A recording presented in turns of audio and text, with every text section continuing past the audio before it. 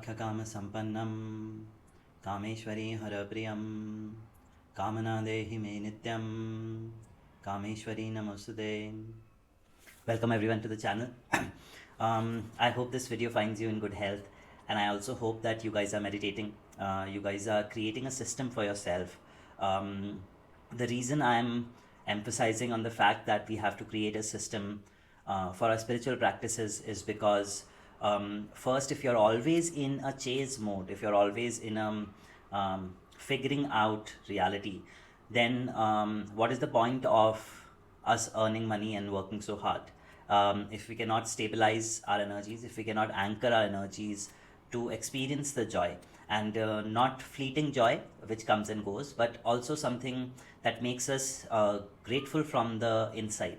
That is why I'm emphasizing it. And the second most important reason why I'm emphasizing this is if you cannot take 15 to 20 minutes of your life for your own self, for on to develop your own skills, and spirituality or living spiritually or practicing spirituality is very much a skill. It's not something that somebody is special. We all have it, and we all try to inculcate it or enhance it. So it's a very much a skill that gets developed over time, which is learned and crafted over times.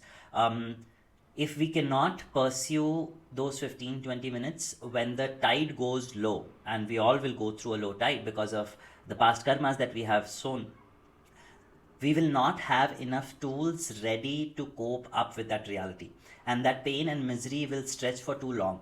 That is why when the times are very good, the times are stable, we must invest in developing these skill sets, mastering these skill sets, so that whatever the situation may be, we will be able to use these tools or the skills that we have developed into solving the situations or managing the situations. With respect to the same development of the skill or the craftsmanship or just understanding of ourselves, we are going to discuss a consistent format or consistent system that I have developed. It is an example case, but I have developed for myself to keep myself going. And I think so in the past 7-8 years, I have really focused on developing a system because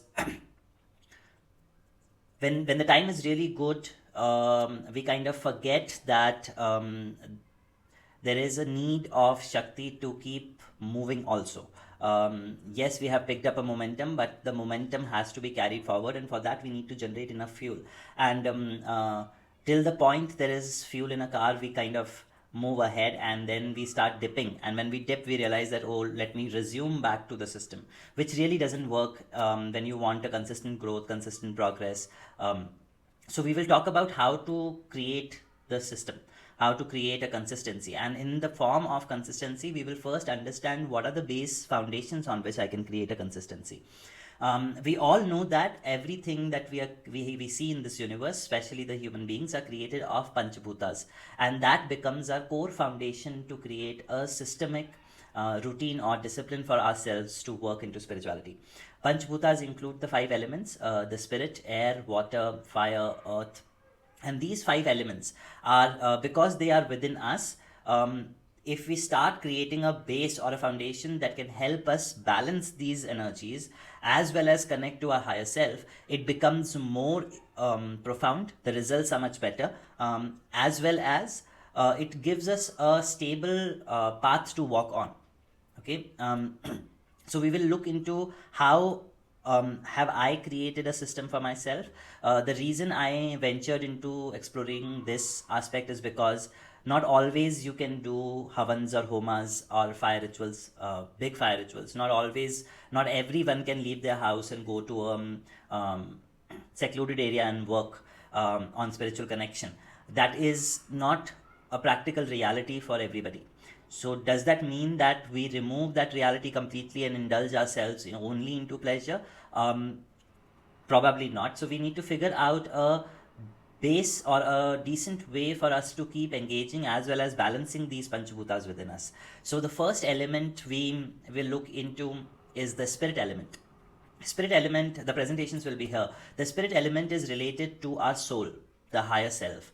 And spirit element it resides in the silence. So it is a meditation that I have developed to work with my silence. what I do is I create a suitable environment. A suitable environment is required because you want to feel safe in the environment, you want to feel comfortable. So I usually light up candles, I usually do incense sticks. I if needed, I will play very gentle flute music or something like that, very very gentle. And with this I will relax my body. I will chant 7 times Om. And while I'm chanting, I will visualize all the energies being cleared out, my aura being cleared out, the space I'm sitting in is being cleared out. And then I will move into gentle breathing. Once I have felt relaxation in my breathing patterns, the breathing goes slow, it becomes subtle. I would silently observe my mind. So, this meditation is about just being. The idea is to watch the patterns of the mind that are presently going on. There is a tape recorder, there is a system or a pattern that we have developed in the past, say, let's say 30 years. We have developed these patterns, and these patterns are repeating themselves in our mind. Okay, so once we try to sit back and just observe where the mind takes us, I usually ask myself that question during the meditation of silence is, suppose, let's say, a past trauma comes into my mind and it's like, oh, this person hurt me. Okay, and because the mind has a system to go on a repeat mode, it will bring other thoughts related to it. And at this time I would ask myself, as an observer, I will ask myself that, okay, let me see how far you take me. How far can you go? And the moment I do that, after 2 seconds, 3 seconds, I would see the mind would jump into another thought and another trail. And then again, I will repeat myself, okay, how far can you take me? What is your existence? How much power do you have? Let me observe.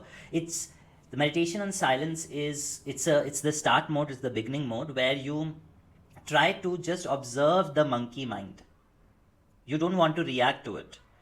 The thought of a past hurt is coming. Yes, I'm seeing that person has hurt me and it is wrong. Your mind will go into chatters. Why would I take that decision? No. And you keep allowing it to go. Let's see where it goes, how far it goes. What it does is it brings out the trauma stuck within you. That space, that meditation on silence gives you the ability to acknowledge that what clutter have I been carrying in my mind? What are the past experiences that I have been carrying? And that is the base for us to work into the next segments of the meditations, the other 4 elements. But at this time, because we are trying to connect to the higher soul, we try to stay objective, stay disconnected, and always try our consciousness moving upward, which means that I would recommend that once we have chanted, once we have relaxed our breathing, try to look upwards with your eyes, or you can visualize a small flame above your head and you stay connected to that flame. This is the 12th chakra where our higher soul resides, and if we observe that and we seek the presence of that higher soul, eventually the mind will quiet down and you will observe that there is some sense of intuition or spark that starts governing this dialogue. The moment when I ask myself that, okay, I want to see how far you take me, is not me asking. It is that my higher self tells me that it doesn't have that power.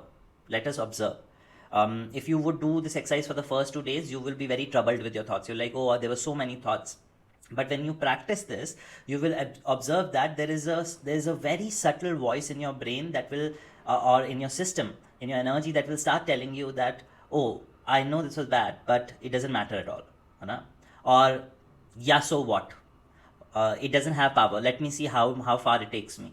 Okay, and these subtle whispers that you start hearing is your higher self observing you in this game of Maya, in this world where you are exchanging your Shakti, your energy, and experience things. So it is observing, and it's like a parent or a mentor starts telling you that, oh, it doesn't matter. And that is the dawn of the truth. I call it the dawn of the truth. It means that your higher self starts guiding you. This is also one of the techniques to develop your intuition. The next Panchhuta that comes is air. Air corresponds to the mind, and air is one of the techniques that I use in terms of managing my air element within my system is chanting. So once you have created a suitable environment, I usually pick up a Rudraksh mala or a red sandalwood mala, or you can pick a meter and you chant in 108 cycles. What are we trying to do? In the brain that had a pattern, we are trying to introduce or impose another pattern which is more clear, more bright, more energized. So let's say that right now I have 24 hours busy thinking about how will I work with my patients. That's 20 minutes when I'm working with the air element in my meditation, using the chants, because chants is related to the mind, it corresponds to that element. So while I'm chanting, I'm impregnated the name of Ram in my mind. And more as I go deeper into it, more cycles I will do, that name will get impregnated, it gets repeated, so it will start pushing away or replacing the negative patterns that I'm holding, because now there is a new pattern being introduced. For example, if I always say that, oh, bad things happen to me, bad things happen to me, bad things happen to me, it is also a name, it is also a word that is carrying energy, and it clouds our mind completely. Only bad things happen to you. What we are trying to do with chants is, we are taking the most beloved name that we like, we are taking the most powerful energy of the source, we are taking the most purer energy of the source, and we are continuously impregnating it in our mind.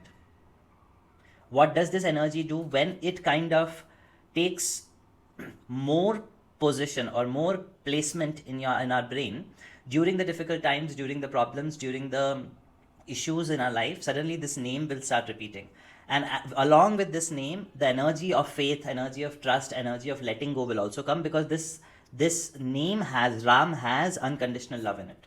Ram denotes strength, right? So that name will also bring that energy. So this is overwriting the brain or the patterns of the brain through the element air, through chanting. That is the second exercise I do. I would recommend, if you prefer, you can make a calendar of it, like 5 days. There are 5 elements, so you do 5 different types of meditations. Then the next element comes is water, or water is something that corresponds to emotions. And one of the practices that I do is Abhishekam for it. So every Sunday, today's Sunday, so I'm gonna do it. Every Sunday, I do an Abhishekam, and because I do Devi Upasana, it is in my context. You can do any god. I use her feet, and I call the process as Charan Upasana rather than Abhishek. So in the Charan Upasana, what I will do is I will place her feet in front of me, and I will start working with the feet. I will create the right environment, collect the right materials, and I will first acknowledge my oneness with the feet. What does it mean? It means that I acknowledge that I am a part of divine energy. I am not this body, I am not the mind, I am not the thoughts, and I am not the emotions. I am a soul connected to the Divine Mother. I am a child of Divine Mother. I am one with Divine Mother. This is an affirmation that I am not this body, not the thoughts, not the emotions. I am a part of this higher energy that is sitting in front of me as form of feet. And then with every chant in cycles of 108, I will take a shank or a spoon and I will clean the feet with water. What it does is it purifies our emotions. When we give tarpan or archana to, or we clean the deity doesn't need. Do you think that the Supreme Mother that has created this whole world needs you to clean her? She doesn't need cleaning, right? Like, she is always pure. She is never tainted. Similarly, God is always pure. God is never tainted. So why do we need to clean them? Because when we work with that water element, it corresponds to the water inside our system, and we are mostly formed of water. So it is a purifying process. While you're cleaning the deity, God removes negative emotions from your systems. But that can only happen once you establish the oneness. So I will do this Abhishek. You can use different elements also. I personally use very simple water. I don't use milk, dahi and all of that. I keep my practices very, very simple. So I will take a shank, I will put some water, and with every chant, so if I'm doing 108 cycles, I will clean the deity 108 times. And that is my meditation with water element. The next element comes is the fire element, and it is the most interesting element to me. Fire corresponds to passion, the desire within us, the passion within us. There are different kinds of fire within human body. We will talk sometime about it. But the fire as an element gives us the motivation, the drive to do our karma, the actions. And this element, when goes low, we become very depressed. When this element goes low, we have digestive issues. We don't have a motivation to go out and work. We don't have the motivation to socialize, because the fire, when a person does not achieve or does not work hard for his goal, we say that you don't have the fire in your belly, which means that you don't have the Agni within you. The Agni element is missing. The fire element is missing. And for that, what I do is I personally have installed, or I personally use Akhand Diya, or an eternal flame that I have lit last year. I use that as an element, but you can use a candle or a normal Diya, and try to place it around the eye level and observe that flame. If you cannot place it around the eye level, that is fine. You can place it at the temple you have, and keep the place little dark. Just be with that flame. No lights. Just that one flame and you. And experience the warmth of that flame from the distance. Experience the warmth of that flame. Experience the light of that flame. Experience the brightness, the fire within you. And once you tap into that element, you gently close your eyes and drift off into your chants. How many cycles you can do, that is your part. And visualize a beautiful flame, beautiful light representing at the heart, or if it comes in the center of the forehead, you can visualize it there. Both points are equally fine. You visualize that flame and you sit with the flame. This time you're not verbally chanting. In air element, when we are doing the chants, we are using the mala or meter, and we are constantly impregnating. There you can verbally chant or mentally chant. But with the fire element, or with the element of water, you are not verbalizing the chant. You allow the mind to chant. You allow the repetition of the mantra or the name of the deity happening in the mind while you engage with that element of fire. While you visualize the fire burning in your heart, becoming brighter, becoming stronger, you keep repeating Ram, Ram, Ram. And with every chant, visualize this fire becoming more and more stronger. I'm getting emotional just by saying it. But I think that is a beautiful exercise for us to keep moving. I'll tell you a secret. It's been 2.5, almost 3 years that I have not stepped out of my apartment. I've always been in this house 24 hours. And I have not met a single person in past 2 years. I don't socialize at all. And I think the only reason my fire is existing is because of this meditation. That Akhand Diya that I have, that has never made me feel that I'm missing out on something, that has never made me feel that I'm getting depressed or things are monotonous. It's been 2 years, I have not stepped out, but that fire has never extinguished. Because this meditation has always allowed me or inspired me to do something beyond my comfort zone. While I'm still in this house for past 2 years, not stepping out. I haven't seen my main road also, but the fire, the inspiration, the motivation, the drive, the happiness, the joy to do things have never diminished. Because this working with fire really allows me to strengthen my own energy, strengthen my own passion. The next element is earth. And earth corresponds to matter or materiality, anything that is physical. And earth is, there are few ways to work with earth. One of the meditations I have posted in the YouTube channel, where is grounding. And when you allow, you create a suitable environment, you allow, if you do not know completely the process through this video, please use that audio, because that is a guided meditation. So what you do is you allow you sit down, you allow the beautiful connection to be established between you and Mother Earth. The root of your base goes down, creating an immense root and connection, deeper connection with Mother Earth. The energy from the sole of your feet go down. And then you bless Mother Earth. And then after blessing of 2 minutes, allow the energy to rise up into you. Allow her blessings, the energy or the earth matter to come into your place. What it will do is it will build your confidence. It will strengthen this physical body. It will also help you be more practical. So your solutions, and when you're working in a problem, you will be able to stand on your feet and think right. Because now delusion has reduced, because there's practicality. That is the power of Mother Earth. One of the other ways of connecting to Mother Earth is always donating. When you offer food to the deity and then you donate that food to poor people, you feed poor people, you feed other animals. Donations is one of the ways to connect to matter, because in this, the exchange is matter. You are giving matter, so the matter energy automatically inculcates.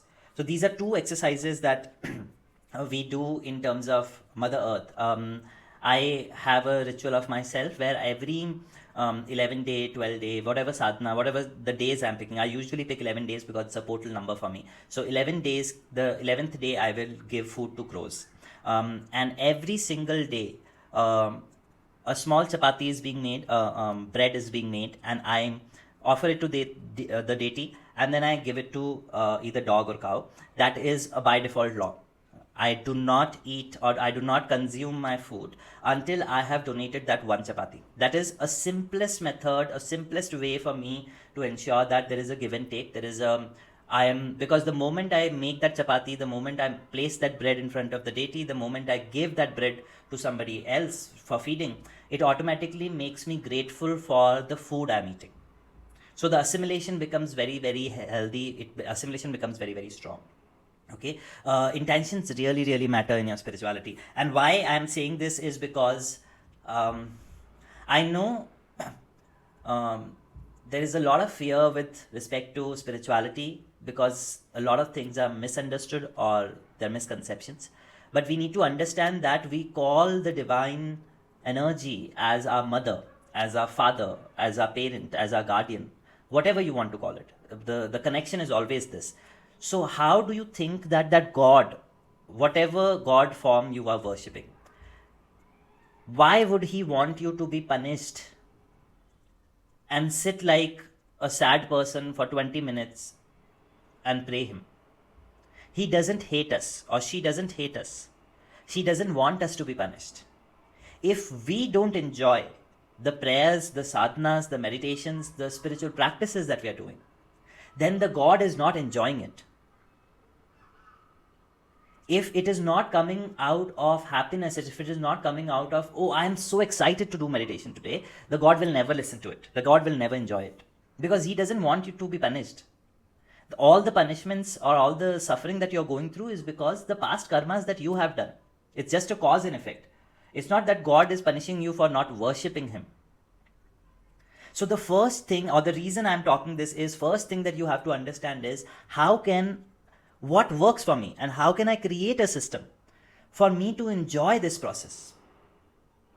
You will do chantings for 20 days and then you will be like, oh, it's so irritating. I have to sit for chanting, and this is a now one more added thing that Shaurya has given me, and now I have to do this. It doesn't work like that. It is all futile. It's going to waste. There is so much pain you have added to your chants that it will not change you, it will not change the world around you. So the first thing is to understand is, okay, I have to do it every single day. How can I make it fun for me? How can I enjoy this process? What do I enjoy with my deity? Like I remember when I was starting my workout journey, and the first question I asked myself is, this is not a 10-day thing. This is not even a year thing. You will not develop yourself, or you will not strengthen your body in a year, in 6 months, in 10 days. Then tell me a system that you can enjoy it for the rest of your life. And I invested my 6 months just figuring out what really excites me to go and work out and do yoga and do breathing exercise. What is it that enjoys me? My 25 years of journey was just to figure out, how can I create a connection with the divine energy that I want to personally do it, not out of obligation, or not as a punishment, or not out of fear that, oh, if I don't do this, I will not get the blessings. But by the mere fact that it's a two-way relationship. It's exactly how you are married to a person, you are dating a person. It's a two-way relationship. So the other person, or the God here, doesn't want to punish it. He's or she is every single day waiting for you. I can't tell you, the day I miss my meditations in the midnight, 11 o'clock, 12 o'clock, or even sometimes 2 o'clock, I would not be able to sleep. I would feel something is missing. So I would go, and even if nothing, I will sit and sing songs to her. But I will do it because I personally crave for it. And also I take it as a sign as that she was missing me today. That's why she made me get up from the night and asked me to sing songs to her. She was missing me. She wasn't happy that I didn't go and see her. So it's a two-way relationship. If you are asking, if you are going 20 minutes and sitting there, she is also waiting for you. The God is also waiting for you. They also want to talk to you. They also want to speak to you. But if it is a burden to you, they will go away. They will be like, I don't want to burden him. It's best that he stops. Because my idea, or it's like one of the things that my mother tells me, that if you are doing what I want, and if you're doing if you're with me all the time, and if that doesn't make you happy, what will I do if you sit here with me? What will I do looking at you crying? And that is the same logic that goes with the God. As a parent, they don't want you to sit there and cry and be upset and feel burdened and obligated. They want you to find peace in it. They want you to find joy in that activity. And it is you that you have to find it. Nobody can find it for you. So, on the context of these 5 elements, the spirit element, which is I personally do meditation on silence, the fire element, I usually work with a candle or a khandiya and embrace the fire. There is water, I do abhishekam. You figure out your own way. Then there is earth. I love donating and giving. I love feeding people. That is one of the things that gives me most joy. If you ask me to Shaurya, please cook food for me, that is the best form of love I can express. So I love feeding people, and that is why it is a practice for me. Grounding is another exercise. Then there's air, because I need to change my patterns. Otherwise, nothing will change. A new opportunity will come, I'll choose the same way. So I have picked up chanting. On the basis of these 5 elements, you create an innovative structure that works for you. Because it is not your guru, it is not anybody in this world that can create this connection. It is a very intimate, personal, private connection that you have with your deity. And no two people can have a same connection. My connection with Kamakhya will not be the same as your connection with Kamakhya, or your connection with Kali, or your connection with Jesus Christ, or your connection with Buddha. It will never be the same. It is always individualistic. There's a beautiful, beautiful line that I read 3-4 years ago, and I will talk about that book sometime. It randomly came to me as a sign, and that book said that among the yoga for all, there exists yoga for one. Which means that from the whole yoga that we have learned, the first step is to figure out what is my own inner yoga. What should I be doing? What is that unique permutation and combination of my soul to connect to that energy? Keeping the bases right. You cannot create a Vedic Havan every day. That is not practically possible, and that is why in those specific rules we are missing out this connection. That is important. That is a form of worship. But there are many gurus who have developed new forms. And that is coming because they all are trying to find a unique system. And you have your own unique system. As long as you're not disrespecting the energy, as long as you're not hurting the energy, as long as you're not taking it for granted, and you keep the bases right. For example, Panchhuta, we know that this is the law. It is the definite eternal reality of 5 elements that we know. So you base on this your system, which is more consistent, which is more sustainable. I hope this really, really helped you. If you're looking, or if you're feeling bored in your sadhanas, or if you're finding ways to engage yourself deeply, working with these 5 elements will also help you enhance these 5 elements, or strengthen these 5 elements within you. We will invoke a blessing. We will quickly do a prayer to receive blessings in consistency. Okay? Relax your body. Om Kamakhya Kama Sampannam Kameshwari Hara Priyam Kamana Dehi Me Nityam Kameshwari Namostute. To the Supreme God, Divine Mother, Divine Father, to my beloved Mother Kamakhya,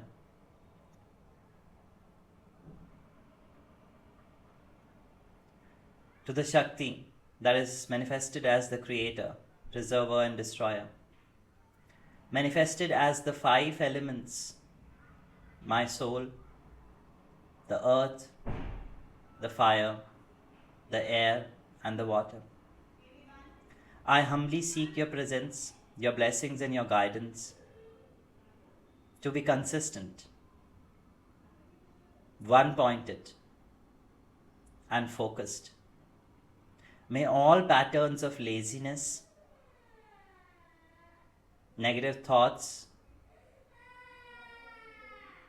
negative emotions, self doubt, self restraint be removed from my system. The physical laziness, emotional laziness, mental laziness be removed from my system. Please bless me with the strength, with the ability to be consistent for the highest good of myself and the highest good of all beings. So be it, so it is. I hope this helped somebody. Atma Namaste. Jai Ma Kamakhya.